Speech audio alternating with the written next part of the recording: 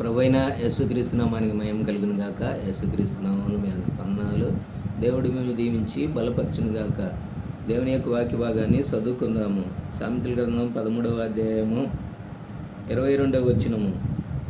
మంచివాడు తన పిల్లలను ఆస్తికర్తలుగా చేయును, పాపాత్ముల ఆస్తి నీతిమంతులకు ఉంచబడును.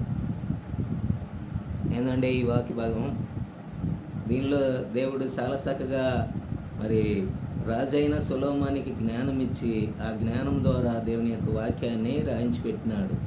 ఏమని? మంచివాడు తన పిల్లలను ఆస్తికర్తలుగా చేయును. ఒక మంచి తండ్రి తన పిల్లలను ఆస్తికర్తలుగా చేస్తారని వాక్యం రాయబడు.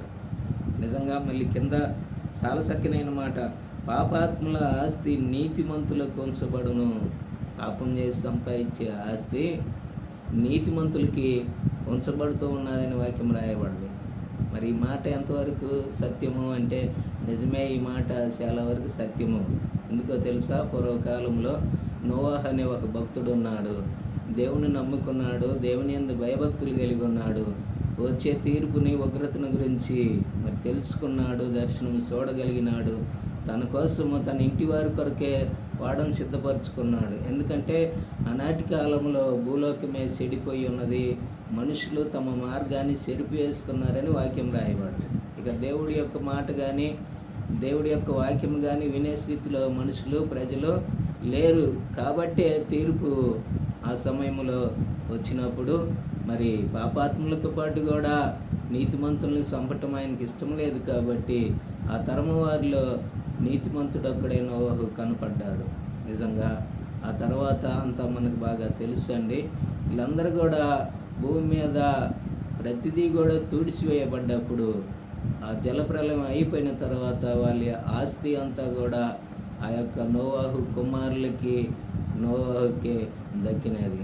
పాపముతో నిండిన భూమి మీద ఉన్న ప్రతిదీ కూడా తుడిచివేయబడ్డది. ప్రియులారా, ఇక్కడ మంచి తండ్రి అయితే తన పిల్లల్ని ఆస్తికర్తలుగా చేస్తాడు.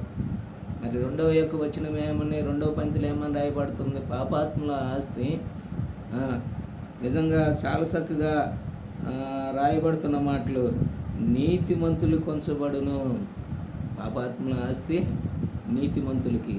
నిజంగా పాపంతో, దుర్మార్గంతో సంపాదించిన అది ప్రయోజనము లేదు. చివరికి అది నీతిమంతులకే మరి ఆ యొక్క ఆస్తి అంతా కూడా మరి వస్తుంది అని వాక్యం రాయబడుతూ ఉన్నది. నువ్వు నీతిగా దేవుళ్ళు నడిచినప్పుడు, జీవించినప్పుడు, పాపాత్ములు మరి పనికిమాలిన వాళ్ళందరూ కూడా తుడిచివేయబడినప్పుడు, నీతియుక్తమైన యొక్క పాలనలో, 1000 ఏళ్ల పరిపాలనలో దేవుడు మనల్ని ఎంతగానో ఆశీర్వదించి దీవించేవాడుగా ఉంటున్నాడు. ఎందుకో తెలుసా? మళ్ళీ క్రొత్త భూమి, క్రొత్త ఆకాశాన్ని ఆయన చేయటానికి ఇష్టపడుతున్నాడు. కాబట్టి ఇప్పుడున్న ఈ ఆకాశము, ఈ భూమి, ఇదంతా కూడా శుద్ధి చేయబడబోతున్నది అతి త్వరలో. అందుకనే నీతిమంతుల యొక్క స్వాస్థ్యము, పాపాత్ములు దుర్మార్గులు కాదులే కానీ నీతిమంతులకి ఆయన అతి త్వరలో స్వాస్థ్యము ఇవ్వబోతున్నాడు. ఆ ఇచ్చేదాన్ని మనము పొందుకుందాము, ఆయనలో మనం జీవిద్దాము, ఆయన చేత మనం ఆశీర్వదించబడదాము. దేవుడు వాక్యాన్ని దీవించి బలపరిచిన కాదు. ప్రార్థన చేసుకుందాం. మహాపురుషుడు తండ్రి, సర్వశక్తిమంతుడా యేసుక్రీస్తు ప్రభువా, అయా మంచి తండ్రి అయితే తన పిల్లలకి ఆస్తికర్తలుగా చేస్తాడు. నిజంగా కింద రాయబడిన మాట, పాపాత్ముల ఆస్తి నీతిమంతులకి ఉంచబడుతూ ఉన్నదని వాక్యం రాయబడుతున్నది. ప్రభువా, ఈ వాక్య భాగాన్ని తెలియపరిచే దేవుడు నువ్వే. కాబట్టి నీ పిల్లలు వింటున్నారు, చూస్తున్నారు. కాబట్టి వారు నీతి ప్రవర్తన కలిగి నీ బిడ్డలు, కుమారులు, కుమార్తెలుగా నీ రాజ్యానికి వారసులుగా ఉండటానికి సహాయం చేయమని యేసు ప్రభు నామములో ప్రార్థించి అడిగి వేడుకొనుచున్నాం మా తండ్రి. ఆమేన్. దేవుడు విన్నారా? ఈ వీడియోని కూడా లైక్ చేయండి, షేర్ చేయండి. ఈ యొక్క పరిచర్య కొరకై ప్రార్థన చేయండి. ఆమేన్.